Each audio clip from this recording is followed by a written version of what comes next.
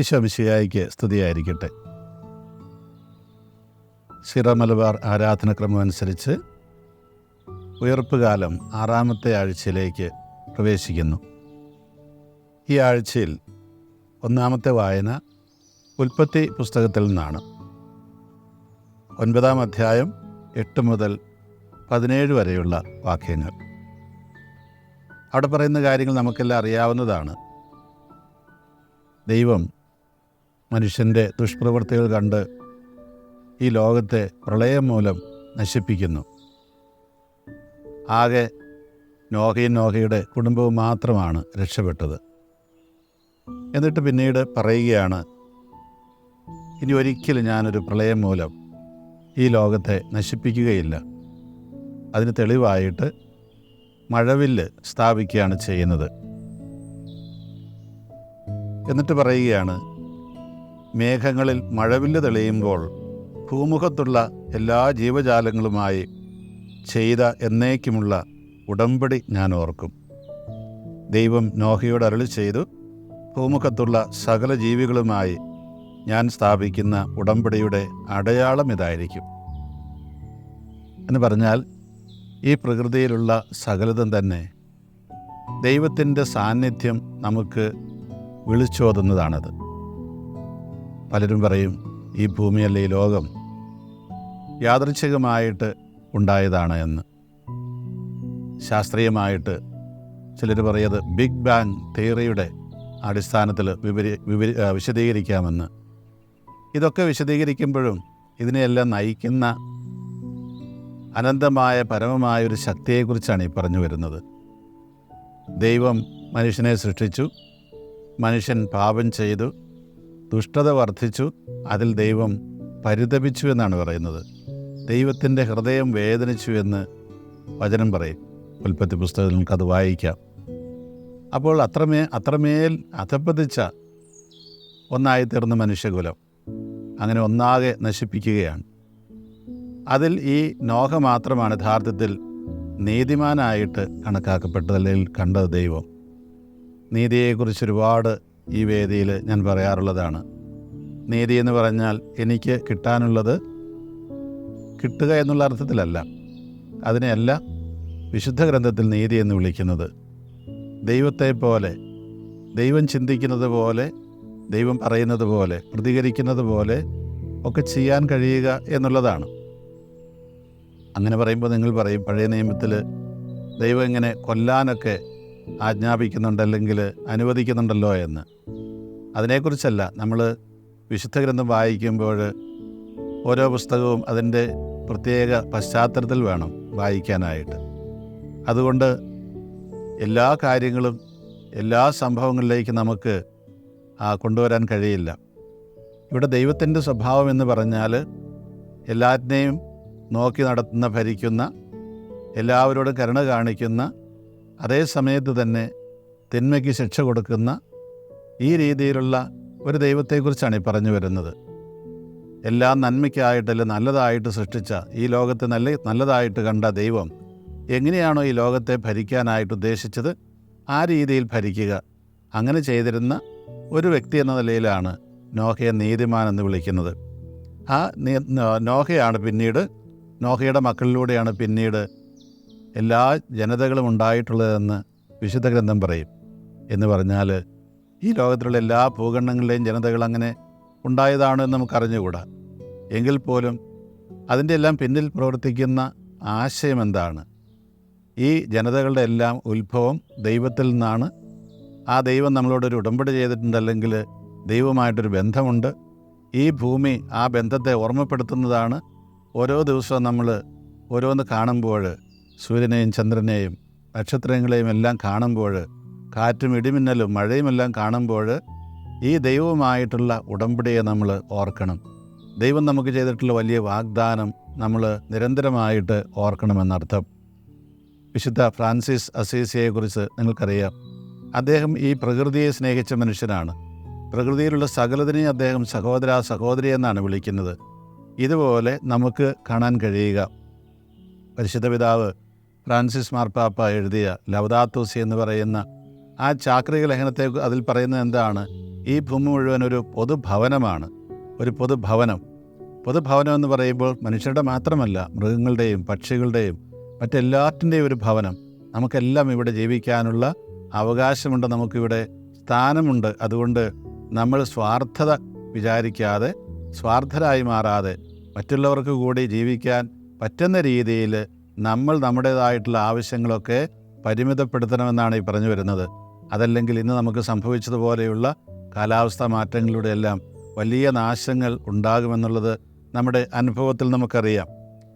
അപ്പോൾ നമ്മളിങ്ങനെ ഈ ദൈവത്തെ നിരന്തരമായിട്ട് ഓർത്തുകൊണ്ട് ആ ദൈവിക സാമീപ്യം അനുഭവിച്ചുകൊണ്ട് മുന്നോട്ട് പോകുമ്പോഴാണ് നമുക്ക് ദൈവം ചിന്തിച്ചതുപോലെ ചിന്തിക്കാനും പ്രതികരിച്ചതുപോലെ പ്രതികരിക്കാനും ദൈവം ഭരിച്ചതുപോലെ ഈ ലോകത്തെ ഭരിക്കാനോ കഴിയുക. അതാണല്ലോ ജ്ഞാനത്തിൻ്റെ പുസ്തകം 9-ാം അധ്യായം 3-ാം വാക്യം പറയുന്നത്. വിശുദ്ധിയിലും നീതിയിലും ഈ ലോകത്തെ ഭരിക്കാനാണ് ദൈവം നമ്മളെ സൃഷ്ടിച്ചത്. ആ വിശുദ്ധിയും നീതിയും എന്ന് പറയുന്നത് ഒന്ന് തന്നെയാണ്. ഞാൻ ഈ പറഞ്ഞതുപോലെ ദൈവത്തെ പോലെ നമുക്ക് ഭരിക്കാനായിട്ട് സാധിക്കുക. ഇന്നത്തെ രണ്ടാമത്തെ വായന റോമാക്കാർക്ക് എഴുതിയ ലേഖനം 8-ാം അധ്യായം 1 മുതൽ 11 വരെയുള്ള വാക്യങ്ങളാണ്. അവിടെ വിശുദ്ധ പൗലോസ് പറയുന്നത്, ആകയാൽ ഇപ്പോൾ ഈശോ മിശിഹായോട് ഐക്യപ്പെട്ടിരിക്കുന്നവർക്ക് ശിക്ഷാവിധിയില്ല. എന്നാൽ ഈശോ മിശിഹായിലുള്ള ജീവാത്മാവിൻ്റെ നിയമം നിന്നെ പാപത്തിൻ്റെയും മരണത്തിൻ്റെയും നിയമത്തിൽ നിന്ന് സ്വതന്ത്രനാക്കിയിരിക്കുന്നു. ഈശോ മിശിഹായോട് ഐക്യപ്പെട്ടിരിക്കുന്നവർക്ക് ശിക്ഷാവിധിയില്ല. അത് ശരിയാണ്. ഈശോ മിശിഹായോട് ഐക്യപ്പെടുക എന്ന് പറഞ്ഞാൽ ഈശോ നമ്മളോട് എന്താണോ ആവശ്യപ്പെട്ടത്, എങ്ങനെ ജീവിക്കാനാണ് ആവശ്യപ്പെട്ടത്, അതുപോലെ ജീവിക്കുക എന്നർത്ഥം. അങ്ങനെ ജീവിക്കുമ്പോൾ സ്വാഭാവികമായിട്ടും നമ്മളിൽ പിന്നെ പാപത്തിൻ്റെ അംശമില്ല, തിന്മയുടെ അംശമില്ല. അങ്ങനെയുള്ളവർക്ക് അവർ ഈ പാപത്തിൻ്റെയും മരണത്തിൻ്റെയും എല്ലാം ആ പിടിയിൽ നിന്ന് സ്വതന്ത്രനാക്കിയിരിക്കുന്നു. വളരെ സത്യമാണിത്. പിന്നീട് പറയുകയാണ് അദ്ദേഹം, ശരീരത്താൽ ബലഹീനമാക്കപ്പെട്ട നിയമത്തിന് അസാധ്യമായത് ദൈവം ചെയ്തു. അതായത് ശരീരം ബലഹീനമാണ് നമ്മുടെ എല്ലാം. അതിനൊരു പരിഹാരമായിട്ട് ദൈവം കണ്ടെത്തിയ മാർഗമാണ് നമ്മളെ രക്ഷിക്കാൻ. നമ്മുടെ ശരീരം ബലഹീനമായതുകൊണ്ട് നമുക്ക് തന്നെ സ്വയം ഈ പാപത്തിൽ നിന്ന് രക്ഷിക്കാൻ പറ്റില്ല നമ്മളെ. അതുകൊണ്ട് എന്ത് ചെയ്തു? ദൈവത്തിൻ്റെ ഒരു പദ്ധതിയാണ്. അവിടുന്ന് തൻ്റെ പുത്രനെ പാപപരിഹാരത്തിന് വേണ്ടി പാപകരമായ ശരീരത്തിൻ്റെ സാദൃശ്യത്തിൽ അയച്ചുകൊണ്ട് പാപത്തിന് ശരീരത്തിൽ ശിക്ഷ വിധിച്ചു. ഇത് പറയുമ്പോൾ അതൊരു ആലങ്കാരിക ഭാഷയിൽ പറയുന്നതാണ്. ദൈവം തന്നെ മനുഷ്യനായി അവതരിച്ച് ശരീരമെടുത്തു.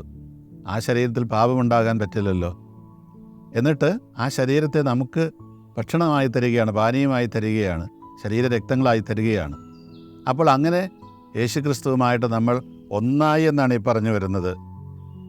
ഇത് ശരീരത്തിൻ്റെ പ്രവണതകൾക്കനുസരിച്ച് ജീവിക്കാതെ ആത്മാവിൻ്റെ പ്രചോദനമനുസരിച്ച് ജീവിക്കുന്ന നമ്മിൽ നിയമത്തിൻ്റെ അനുശാസനം സഫലമാകാൻ വേണ്ടിയാണ്. ഇത് ശരീരത്തിൻ്റെ പ്രവണതകൾക്കനുസരിച്ച് ജീവിക്കാതെ ആത്മാവിൻ്റെ പ്രചോദനമനുസരിച്ച് ജീവിക്കുന്ന നമ്മിൽ എന്ത് വേണം? നിയമത്തിൻ്റെ അനുശാസനം സഫലമാകണം. നിയമത്തിൻ്റെ അനുശാസനം എന്ന് പറയുന്നത് എന്താണ്? ദൈവത്തിൻ്റെ നിയമത്തിൻ്റെ അനുശാസനമാണ്. അത് സഫലമാകണമെങ്കിൽ ഇപ്രകാരം നമ്മൾ ഈ കർത്താവിൻ്റെ ശരീരരക്തങ്ങൾ സ്വീകരിച്ച് അവിടുന്നുമായിട്ട് ഒന്നായി തീരണമെന്നർത്ഥം. വീണ്ടും പറയുകയാണ്, എന്തെന്നാൽ ജഡികമായി ജീവിക്കുന്നവർ ജഡിക കാര്യങ്ങൾ മനസ്സ് വയ്ക്കുന്നു, ആത്മീയമായി ജീവിക്കുന്നവരാകട്ടെ ആത്മീയ കാര്യങ്ങൾ മനസ്സ് വയ്ക്കുന്നു. ജഡികാഭിലാഷങ്ങൾ മരണത്തിലേക്ക് നയിക്കുന്നു, ആത്മീയ അഭിലാഷങ്ങൾ ജീവനിലേക്കും സമാധാനത്തിലേക്കും. ജഡിക താല്പര്യങ്ങൾ മുഴുകിയിരിക്കുന്ന മനസ്സ് ദൈവത്തിൻ്റെ ശത്രുവാണ്. അത് ദൈവത്തിൻ്റെ നിയമത്തിന് കീഴ്പ്പെടാൻ അതിന് സാധിക്കുകയുമില്ല. ജഡിക പ്രവണതകൾ അനുസരിച്ച് ജീവിക്കുന്നവർക്ക് ദൈവത്തെ പ്രസാദിപ്പിക്കുക സാധ്യമല്ല. ദൈവത്തിൻ്റെ ആത്മാവ് യഥാർത്ഥമായി നിങ്ങൾ വസിക്കുന്നെങ്കിൽ നിങ്ങൾ ജഡികരല്ല, ആത്മീയരാണ്. മിശിഹായുടെ ആത്മാവില്ലാത്തവൻ മിശിഹായ്ക്കുള്ളവനല്ല. ചുരുക്കം ഇത്രയേ ഉള്ളൂ. നമ്മളിൽ ദൈവത്തിൻ്റെ അരൂപി വസിക്കുന്നുണ്ടെങ്കിൽ, ഈശോയുടെ ചൈതന്യം വസിക്കുന്നുണ്ടെങ്കിൽ നമ്മൾ ഈശോയുടെ കൂടെ ഒന്നാകുന്നു. അവിടുത്തെ പോലെ നമ്മുടെ വാക്കുകളെയും പ്രവൃത്തികളെയും ചിന്തകളെയും പ്രതികരണങ്ങളെയും ഒക്കെ ആക്കി തീർക്കാനായിട്ട് കഴിയുന്നു. ഗലാത്യർ ലേഖനം 5-ാം അധ്യായത്തിൽ ഇതേക്കുറിച്ച് വിശുദ്ധ പൗലോസ് വിശദമായി പറയും. എന്താണ് ആത്മാവിൻ്റെ ഫലങ്ങൾ, എന്താണ് ജഡത്തിൻ്റെ ഫലങ്ങളെന്ന്. ഈ ആത്മാവ് എന്നൊക്കെ ഉദ്ദേശിക്കുന്ന എന്താണ്? ആത്മാവെന്ന് പറഞ്ഞ അർത്ഥം ദൈവത്തിൻ്റെ ആത്മാവ് നമ്മളിൽ വസിക്കുമ്പോൾ നമ്മളിലുണ്ടാകുന്ന മാറ്റങ്ങൾ. അതാണ് ഈ ആത്മാവിൻ്റെ പ്രവർത്തനങ്ങൾ എന്ന് പറയുന്നത്. ദൈവത്തിൻ്റെ ചൈതന്യം നമ്മൾ വസിക്കുകയാണ്, പിന്നെ നമ്മൾ തിന്മ ചെയ്യുകയില്ല, നല്ലത് മാത്രമേ ചെയ്യുകയുള്ളൂ. എല്ലാ കാര്യങ്ങളെയും നമുക്ക് ദൈവത്തിൻ്റെ കണ്ണിലൂടെ നോക്കിക്കാണാനായിട്ട് കഴിയും. നമുക്കൊക്കെ ജ്ഞാനസ്നാനം തന്നപ്പോൾ അതിന് ശേഷം ഒരു കത്തിച്ച തിരി തന്നല്ലോ. എന്നാൽ അതെന്തിനാണ്?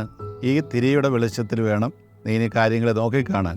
ആ കയ്യിൽ തന്ന തിരിയുടെ അല്ല, അത് പ്രതിനിധാനം ചെയ്യുന്ന കർത്താവാകുന്ന ആ പ്രകാശത്തിലൂടെ വേണം നമ്മൾ കാര്യങ്ങളെ നോക്കിക്കാണാൻ. അങ്ങനെ ആത്മാവ് നമ്മളിൽ പ്രവർത്തിക്കും.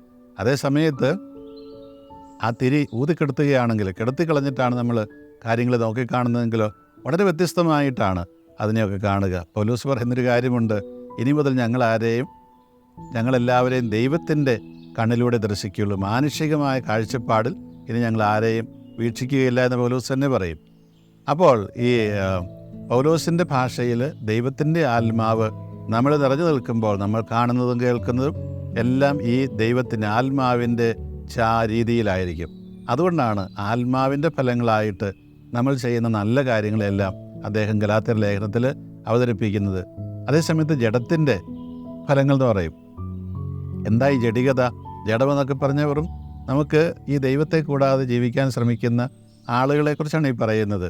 ശരീരമെന്നാണ് അതിൻ്റെ, അല്ലെങ്കിൽ ഈ ഫിസിക്കലായിട്ടുള്ള ശാരീരികമായിട്ടുള്ള എന്തെങ്കിലും എന്നാണ് ജഡം എന്ന് പറയുമ്പോൾ അതിനർത്ഥം. എന്നാൽ അതിലുപരിയായിട്ട് ഇവിടെ അത് പറഞ്ഞു വരുന്ന ഇത്രയേ ഉള്ളൂ, ദൈവത്തെ കൂടാതെ ജീവിക്കാൻ ശ്രമിക്കുന്ന മനുഷ്യൻ്റെ പ്രവർത്തനങ്ങളാണ് ഈ ജഡത്തിൻ്റെ പ്രവർത്തനങ്ങളായിട്ട് പൗലോസ്ലീഹ അവതരിപ്പിക്കുന്നത്. വഴക്കും വെക്കാണവും അതുപോലെ ഏഷണിയും ഇതെല്ലാം ഈ പറയുന്ന ജഡത്തിൻ്റെ പ്രവർത്തനങ്ങളാണ്. ജഡികത എന്നൊക്കെ നമ്മൾ പെട്ടെന്ന് ചിന്തിക്കുന്ന എന്താണ്? ലൈംഗികമായിട്ടുള്ള അതിനെക്കുറിച്ചൊക്കെയാണ് നമ്മൾ ചിന്തിക്കുക. അതേസമയത്ത് നമ്മൾ പറയുന്ന തെറ്റായ അല്ലെങ്കിൽ പറഞ്ഞു വരുത്തുന്ന നുണകൾ, തെറ്റായ വാർത്തകൾ, ഇതൊന്നും നമ്മൾ ജഡികമായിട്ട് കണക്ക് കൂട്ടുന്നില്ല. യഥാർത്ഥത്തിൽ അതൊക്കെയാണ് നമ്മളെയൊക്കെ ജഡികരാക്കി തീർക്കുന്നത്, അല്ലെങ്കിൽ തിന്മയുടെ അടിമകളാക്കി തീർക്കുന്നത്. കർത്താവ് തന്നെ പറയും, എന്താണ് മനുഷ്യനെ അശുദ്ധമാക്കുന്നത്? അത് മനുഷ്യൻ കഴിക്കുന്ന വസ്തുക്കളല്ല, ആ വായിൽ നിന്ന് പുറത്തേക്ക് വരുന്ന വസ്തുക്കളാണ് മനുഷ്യനെ അശുദ്ധനാക്കുന്നത്. എന്നിട്ട് ഈ പറയുന്ന രീതിയിൽ പൗലോസ് പറഞ്ഞതുപോലെ ഈ ജഡത്തിൻ്റെ കാര്യങ്ങളെല്ലാം, ജഡത്തിൻ്റെ ഫലങ്ങളെല്ലാം ഈശോയും പറഞ്ഞു വയ്ക്കും. അതാണ് നിങ്ങൾ യഥാർത്ഥത്തിൽ ഈ അശുദ്ധമാക്കുന്നത് അല്ലെങ്കിൽ മലിനീകരിക്കുന്നതെന്ന് അവിടുന്ന് പറയും. ഇനി ഈ ജഡിക താല്പര്യങ്ങളിലും മുഴുകിയിരിക്കുന്ന മനസ്സ് ദൈവത്തിൻ്റെ ശത്രുവാണെന്നാണ് പറയുന്നത്. ദൈവത്തിൻ്റെ ശത്രു എന്ന് പറയുന്നത് ഇപ്രകാരം ദൈവത്തെ എതിർക്കുന്നവർ. അപ്പോൾ ഈ ജഡത്തിൻ്റെ താല്പര്യങ്ങളിൽ മുഴുകിയിരിക്കുന്ന ഒരു വ്യക്തിയോട് നല്ലത് പറഞ്ഞാൽ ചിലപ്പോൾ തിരിച്ചു കിട്ടുന്നത് വേറെ വല്ലതുമായിരിക്കും. അതായത് അയാൾക്കത് മനസ്സിലാക്കാൻ കഴിയില്ല. അതുകൊണ്ടാണ് ജ്ഞാനത്തിൻ്റെ പുസ്തകം 1-ാം അധ്യായത്തിൽ പറയുന്നൊരു കാര്യമുണ്ട്. 5-ാം വാക്യത്തിലൂടെ പറയും, ഈ തിന്മ നിറഞ്ഞ, വഞ്ചന നിറഞ്ഞ അല്ലെങ്കിൽ കാപട്യം നിറഞ്ഞ ഹൃദയത്തിലേക്ക് ജ്ഞാനം പ്രവേശിക്കില്ല എന്ന്. ജ്ഞാനമെന്നവിടെ പറയുന്ന പരിശുദ്ധാത്മാവിനെക്കുറിച്ചാണ്. കാപട്യം നിറഞ്ഞിരിക്കുന്ന ഒരു ഹൃദയത്തിലേക്ക്, മനസ്സിലേക്ക് ഒരിക്കലും ദൈവത്തിന് കടന്നു ചെല്ലാൻ കഴിയില്ല. നമ്മൾ ആ കാപട്യം ഒന്ന് മാറ്റി ഹൃദയം തുറന്നെങ്കിൽ മാത്രമേ സാധിക്കുകയുള്ളൂ. അതുകൊണ്ട് ഇപ്രകാരം ജഡത്തിന് കീഴ്പ്പെട്ട് ജീവിക്കുന്നവർ ദൈവത്തിൻ്റെ ശത്രുവാണ്. അവർക്ക് ഒരിക്കലും ദൈവത്തെ പ്രസാദിപ്പിക്കാൻ സാധ്യമല്ല. നമ്മൾ പള്ളിയിൽ വന്നു, വിശുദ്ധ കുർബാന സ്വീകരിച്ചു, അതുകൊണ്ട് മാത്രം, അല്ലെങ്കിൽ നമ്മൾ കൂദാശകളേതെങ്കിലുമൊക്കെ സ്വീകരിച്ചു, ജ്ഞാനസ്നാനം സ്വീകരിച്ചു, അതുകൊണ്ട് മാത്രം ആർക്കും ദൈവത്തെ പ്രീതിപ്പെടുത്താൻ സാധ്യമല്ല. ഇപ്രകാരം ദൈവത്തിൻ്റെ അരൂപി നമ്മളിൽ ജീവിക്കുകയും ആ അരൂപിയുടെ പ്രവർത്തന ഫലമായിട്ട് നമ്മൾ നമ്മുടെ പ്രവർത്തനങ്ങളെ നിയന്ത്രിക്കുകയും ചെയ്യണമെന്നുള്ളതാണ്. ഇന്നത്തെ സുവിശേഷം യോഹന്നാൻ്റെ സുവിശേഷം 5-ാം അധ്യായം 19 മുതൽ 29 വരെയുള്ള വാക്യങ്ങളാണ്. ഈശോ പറഞ്ഞു, സത്യം സത്യമായി ഞാൻ നിങ്ങളോട് പറയുന്നു, പിതാവ് ചെയ്ത് കാണുന്നതല്ലാതെ പുത്രന് സ്വന്തം ഇഷ്ടമനുസരിച്ച് ഒന്നും പ്രവർത്തിക്കാൻ കഴിയുകയില്ല. ഈ വാചകം എടുത്തിട്ട് പല അന്യമതസ്ഥർ പറയാറുണ്ട്, നിങ്ങളുടെ ദൈവത്തിന് ഒരു ശക്തിയുമില്ല, യേശുക്രിസ്തു ദൈവമൊന്നുമല്ല, വെറുതെ പറയുന്നതാണ്. അങ്ങനെയാണ് ഇത് പറയല്ലോ, ഇത് തന്നെ തെളിയിക്കുന്നില്ലേ? പുത്രന് സ്വന്തം ഇഷ്ടമനുസരിച്ച് ഒന്നും ചെയ്യാൻ കഴിവില്ല. ഇവിടെ പറഞ്ഞു വരുന്നത് എന്താണ്? ഈ പിതാവും പുത്രനും ഒന്നാണെന്നും പിതാവ് ചെയ്യുന്നതാണ് പുത്രൻ ചെയ്യുന്നതെന്നും പുത്രൻ ചെയ്യുന്നതാണ് പിതാവ് ചെയ്യുന്നതുമാണ് ഈ പറഞ്ഞു വരുന്നത്. അതുകൊണ്ട് എന്നാൽ പിതാവ് ചെയ്യുന്നതെല്ലാം അപ്രകാരം തന്നെ പുത്രനും ചെയ്യുന്നു.